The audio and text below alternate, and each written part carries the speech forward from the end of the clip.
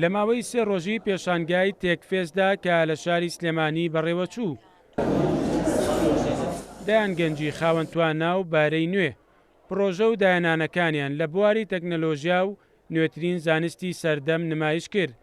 پێشانگاکە لە پاڵ دەرخستنی داهێنانەکانیان دەرفەتێک بوو بۆ ڕەخساندنی سەدان هەلی کار بۆ گەنجان و ئیمزاکردنی دەگرێبەست لە نێوان خاوەن پرۆژەکان و کۆمپانیاکانی کەرتی تایبەت. ئەو کەسانی کە بەشداریان کردو لەم پێشانگایە توانی ویانە لەگەڵ دە کۆمپانیای جیاوازدا گرێبەست بکەن و بتوانن کارەکانی خۆیان پێ بفرۆشنەوە. ئەمەش هەلێکی گەورەیە و هەلێکی باشە بۆ ئەو کەسانی کە بەشدار بوونە لە پێشودا ئەو هەلیان نەبووە و توانی وە چەند پرۆژەیەکی تایبەتمان هەیە توانی ویانە لە دەرەوەی کوردستان لەگەڵ ئەو کۆمپانیانەی ئەڵمانیا بە تایبەت گرێبەست بکەن. مخۆم ئەمڕۆ هەندێ تەکنۆلۆژیان بینی کە من خۆم ئامادەم لەمە و لە بەکاری بێنم دڵنیا بن لەوەی کە هەندێک لەو شتانەی کە من خۆم بینیم لێرە من بەنیازم خۆم پەیوەندیان پێوە بکەم و خۆمی تر بەکاری بێنم لە ژیانی خۆمە بۆی ئەوە دڵخۆشکەرە و هاندەرێکی شەبۆمان.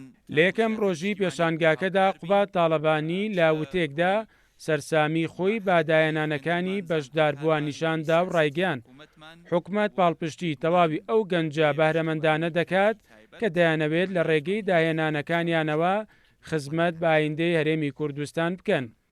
ئەو گەنجانش کە بەشداریان کردووە دەڵێن پێشانگاکە باشترین دەرفەت بوو بۆ خستنە ڕووی توانا و بەهرەکانیان. ئەم پێشەنگایە باشترین هەلو فرسەت بوو بۆ ئەو بەشداربوانی کە پرۆژەیەک و بداهێنانێکی تازان هەیە و ئەیانوێ ئەرزی بکەن و بیخەنە بازاڕەوە هەتاوەکو ئێمە ژۆک و هەموو گەنجێکی تری هەر وڵاتێکی تر ئەو توانە و هونەرە و ئەو داهێنانی کردومانە بتوانین پێشکەشی خەڵکی بکەین و پیشانی بدەین. دەرفەتەکە زۆر بۆش بوو بوومە هەمیە دەخۆزە سەرکەوتنە بۆ هەمیە دخۆزم. دەستخۆشی لە ئەو کەساناکەم کەم فیستیڤاڵیان ڕێخستووە.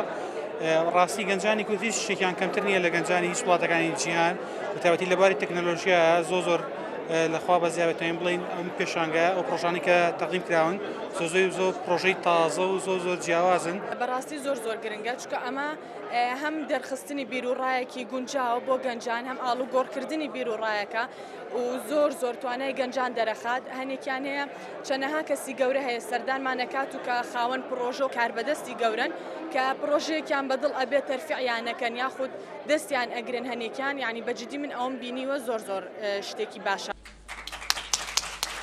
لە سێهەم و کۆتا ڕۆژی پێشانگاکەدا لە کۆی 55 پرۆژە لەلایەن لیژنەیەکی تایبەتمەندەوە هەڵسەنگاندن بۆ ئاستی زانستی و نوێترین داهێنانی پرۆژەکان کرا. 4 پرۆژە خەڵاتی یەکەم و دووەم و سێم و چوارەمیان پێبەخشرا.